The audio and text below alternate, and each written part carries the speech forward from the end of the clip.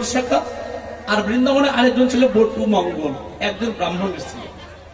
সুবলকে কেন আপনজন ভেবেছিলেন?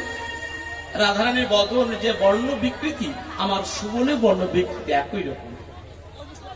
তাহলে শ্রীরাম নবদ্বীপ বিহারী গরি পাবন অবতার শ্রী গৌরাঙ্গ সুন্দর। এই যে মায়েরা, মায়েরা কত চঞ্চল মনে হচ্ছে, একটু স্থির হন, স্থির হন। জীবনে কি পেলেন আর কি পাবেন মাসিমা? শুধু পরের জন্য তো খেটে বললেন, কিন্তু নিজের জন্য তো কিছু করলেন না, বুঝেছেন? ছেলে আমার, মেয়ে আমার, কন্যা আমার, স্ত্রী আমার, পুত্র আমার, শুধু আমার। ভগবান বললেন শ্রীমদ্ ভাগবতে, অর্জুন ফলের আশঙ্কা পরিত্যক্ত করে কর্ম করো। এই জাগতিক জগতে তুমি কর্ম করো, কিন্তু ফল রাখতে তো আমি। কিন্তু মা, জড়ীয় জগতে আমরা যদি একটু ঠাকুর ঘরে একটু পুষ্পাঞ্জলি দাও, ঠাকুর কাছে বলে থাকি, ঠাকুর আমার তো মেয়েটা বড় হয়ে গেছে, তুমি একটু ভালো সব পাত্র দাও, তাকে আমি সম্প্রদান করবো। হে মা, বলি না? আবার লক্ষ্য করুন, যদি আবার আরেকটা তুলসীর পত্র দিয়ে বলি, ঠাকুর আমার শত দুঃখ যন্ত্রণা তুমি গ্রহণ করে নাও। বাবা, ফল দেওয়ার মালিককে ভগবান, দুঃখ দেওয়ার মালিক ভগবান, সুখ দেওয়ার মালিকও ভগবান। শ্রদ্ধায়া হেলায়া কোনদিন এই জাগতিক জগতের সংসারে এসে কোনদিন গোবিন্দের শ্রীপাদ পদ্মে দুঃখটা নয়নে জল দিয়ে তুলসী পত্র দিয়ে কোনদিন নিবেদন করে বললাম না, ভগবান তুমি আমার হও বা না হও, আমি জনমে যেন তোমার, জনমে জনমের মতো তোমার যেন হয়ে যায়। মা, গীতাদি বললেন, ভাবছ বসে চলবে কিছু, তুমি ভাবার কে? ভাবার যিনি ভাবছে তিনি, জগতে তুমি ভাবো তাকে। যে সংসারে আমরা অবিশ্বাসরা আছি, এই সংসারটা তো আমার নয় মা। জাগতিক জগতের যেমন খেলা শেষ হয়ে গেলে ঘরে ফিরে যেতে হয়, আমাদের এই ঘরটা আমাদের থাকার ঘর নয় বাবা। এর স্থায়ী না অস্থায়ী ঘর, কিন্তু স্থায়ী ঘর যেখানে আমার আছে সেখানে তো কোনোদিন তাকে ভালোবাসতাম।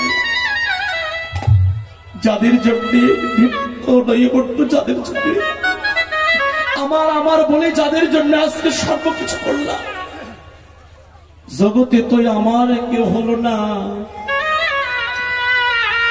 ও ঠাকুর তুমি বিনে আমার,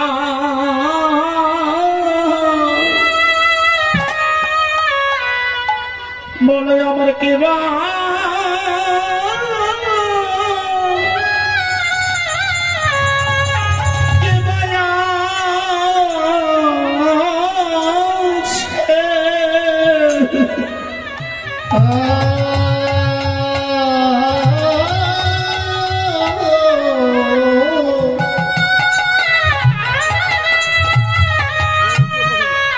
বলে তুমি বিনে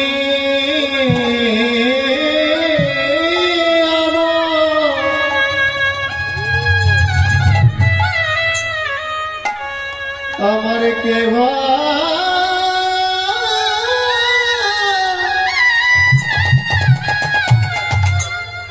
ভাবে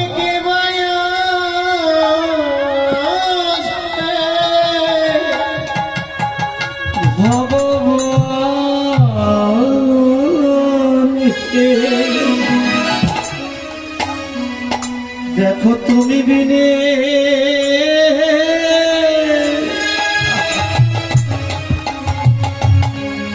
বলো কি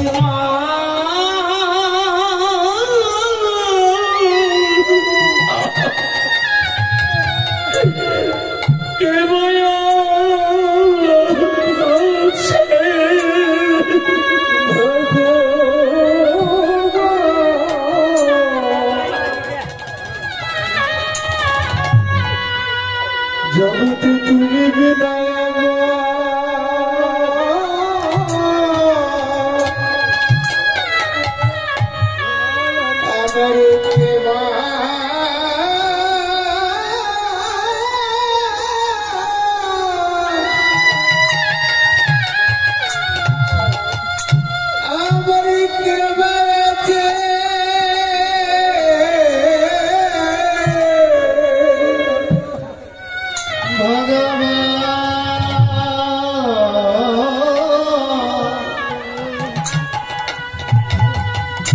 বলো মোদের তুমি বিনে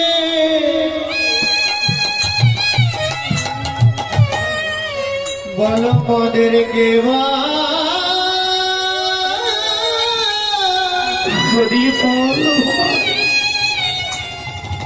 বলো কে মায়া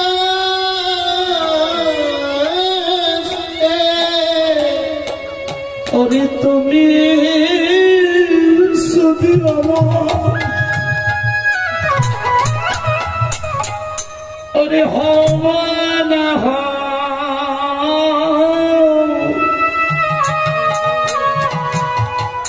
যেন আমি তোমার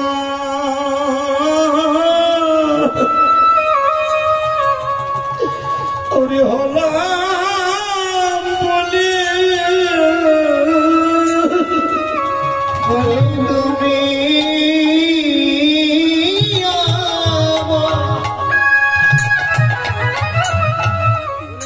আমার হওয়া না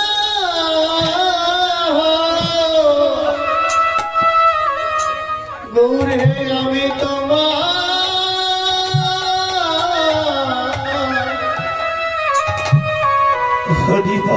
তোমার হয়ে গেলাম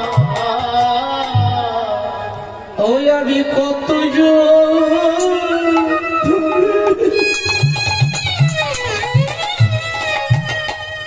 জনের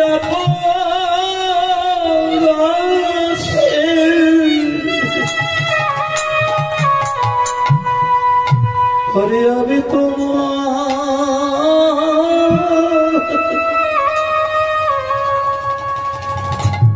হলাম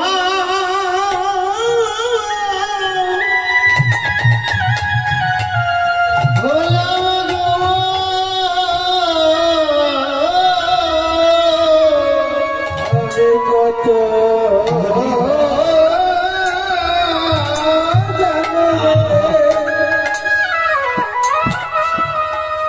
জগবের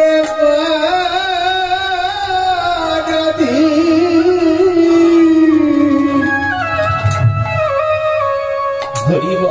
আমি প্রভু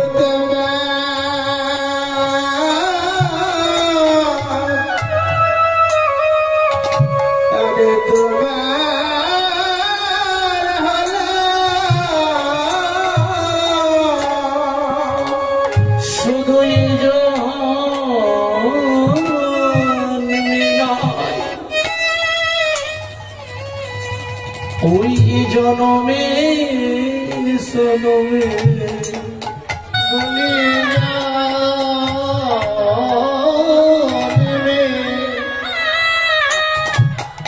জনমে জনমে ওরে তুমি যদি আমার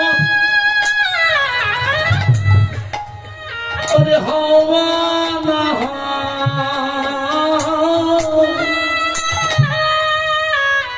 গৌর আমি তোমার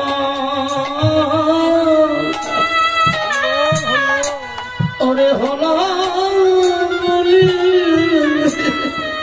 জগতে তুমি আমার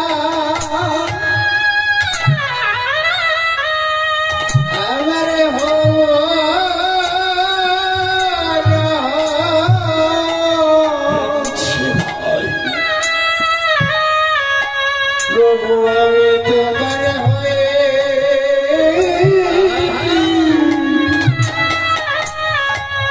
আমি হয়ে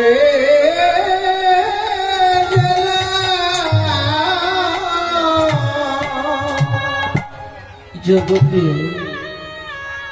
আমি আমার দিলাম ভিক্ষা তুমি একবার প্রতি পাবন বলে তুমি একবার করে তুমি তো নিজেই গীতাতে বলেছ না হব তিষ্ঠমি বৈকুণ্ঠ যোগী নাম হৃদয় নাচ যদ মত ভক্ত তিষ্ঠমি গায়ত্রী হি নারদ নারদকে উপলব্ধি করে তুমি বলেছিলে নারদ আমার সর্বমর্থ পাতালে আমার স্থান নাই যদি এই জগতে আমি সব সহ্য করতে পারি কেবল পারি না ভক্তের নয়নে। যদি শত অপরাধ যদি করি, কিন্তু আমি ভক্তের নয়ন জলের কাছে আমি আবদ্ধ হয়ে আছি। কেন? যদা যদাই ধর্মস্য গ্লানি ভুবতি ভারতভ্রাত্মনা তৎ আত্মনং সৃজম মহং সাধু নয়ে বিনাশ দুষ্কৃতম। ধর্ম স্থাপনার্থে সম্ভাবনী যুগে যুগে পৃথিবী যখন পাপ বাড়তি হয়, দুষ্টের দমন, সৃষ্টির পালন, সাধুদেরকে পরিত্রাণ দেওয়ার জন্য আমি অবতার নয় অবতারের এসেছি। অরণ্য যুগে যে ভগবান ভক্তের সঙ্গে কোলাকুলি করে না, সত্য ত্রিতা দাপর কলিতে এবার ভগবান নিজেই ভক্ত বেশি আসতে ভক্তের কাছে। কেননা আমা হইতে আমার নাম বড়, নাম হইতে আমার ভক্ত বড়, আর ভক্ত হইতে ভক্তের চরণ।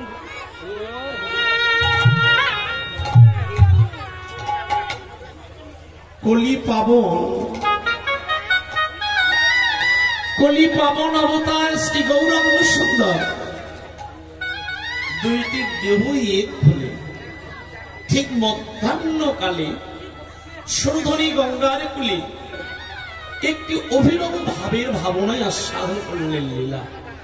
লীলার প্রথমে লিখলেন হেম সাই অতি গোড়া।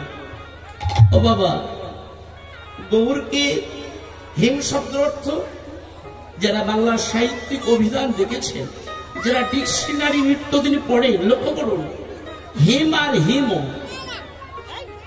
তাহলে হেম শব্দ অর্থ সোনার, হিম শব্দ অর্থ শীত। তাহলে মহাদেবকে হেম কেন? সোনার সঙ্গে গৌকে কেন তুলনা করলে? এই যে মায়েরা,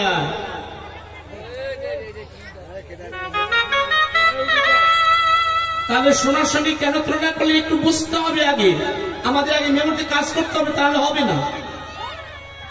ওখানে তো অন্য কিছু পদ মহাদেব লিখতে পারতেন, কেউ লিখলেন না কেন? হেম সাই অতি গোড়া। তাহলে উমা সোনার সঙ্গে কেন তুলনা করলেন গো? জাগতিক জগতের সোনা অনেক তো মূল্যবান একটা বস্তু, মূল্যবান ধাতু, যার এখন 1.5 লাখ টাকা মানে পৌঁছে গেছে ভরি, কিন্তু সোনার সঙ্গে তুলনা করলেন। ভক্তি শাস্ত্র এক প্রান্তে দাঁড়িয়ে বললেন কষিত কাঞ্চন সময় হেরি কিবা অনুপম সে রূপ মাধুরী ধিউতা। কষিত কাঞ্চন মানে কষিত মানে কর্ষানো সোনা, সোনাই জড়িয়ে জগতে। এখানে ডক্টর মহারাজি বললেন ঐশ্বর্য আর মাধুর্য। এই জাগতিক জগতে যদি কেউ ঐশ্বর্যকে আঁকড়ে ধরে, কোনোদিন সে মাধুর্যের সাদা সাদা করতে পারছেন না, পারবেন না ও পারতেছেন না। কথাটির দর্শনগত তাৎপর্য, জগতে ভাবনা ছাড়া ভগবানকে আস্বাদন করা যায় না। ঠাকুর শ্রীল নরোত্তম ঠাকুর প্রেম ভক্তি জানালেন, যে যা ভাবিতে ভাবিতে দেহ ত্যাগ করে পূর্ণবার দেহ ওখান থেকে লাভ করতে পারে। তো তত্ত্বদর্শী বললেন, লক্ষ্য করুন, তাহলে হ্যাম শব্দের অর্থ ডক্টর মনজি বলে এই কথাগুলো তো ভাবের কথা, একমাত্র ভাবনায় আস্বাদন করতে হয়। যে যত ভাববে সে তত পাবে ভগবান। একমাত্র ভাবনায় আমাদের ভগবান আস্বাদন। লক্ষ্য করুন, তাহলে সোনা, এখানে অনেক মা কর্ণে গলায় সোনা পরিধান করে আছেন। এই সোনা পড়লে কি হবে? বহিরঙ্গ শাস্ত্রকার বললেন এই জাগতিক জগতের সোনা পড়লে অহংকার সৃষ্টি হয়। মা ভগবানের প্রতি তার অহংকার সৃষ্টি হয়। সোনার একটা অলৌকিক বস্তু আছে, সেটা হচ্ছে কাউকে চক্করে ভুলে দিতে পারে। কিন্তু সোনার সঙ্গে কেন নিলেন? এখানে অনেক ধনী মানুষ আছেন, প্রতিনিয়ত ইচ্ছা করলে একটি করে সোনার মালা তৈরি করে গলায় পরিধান করতে পারেন।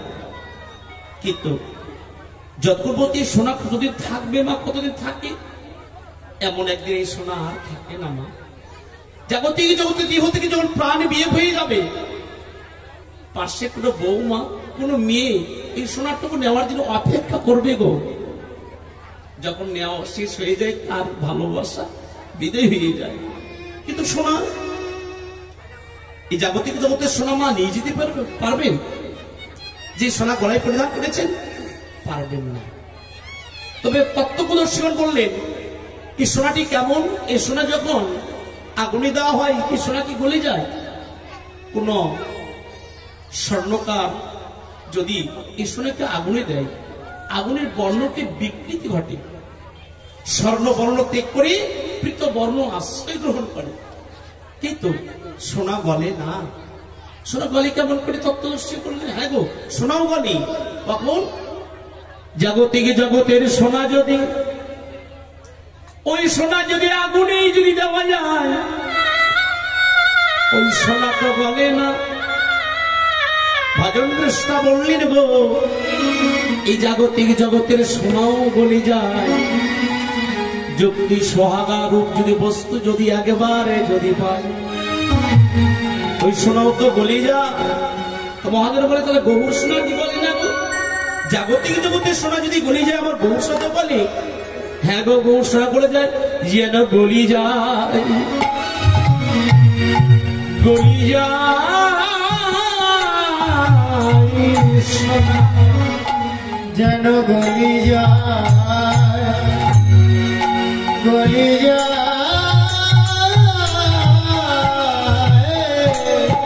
ওই ভগতের প্রেম ভক্তি সোহাগা পেলে সোনা গলি যায়, গলি যায়। ওই না ভক্তের প্রেম ভক্তি, ভক্তির সোহাগা পেলে সোনা গলি যায়, গলি যায়। ওই যে প্রেম ভক্তি সোহাগা পেলে সোনা গলি যায়, গলি যায়। ওই না প্রেম ভক্তি সোহাগা পেলে সোনা গলি যায়, গলি যায়।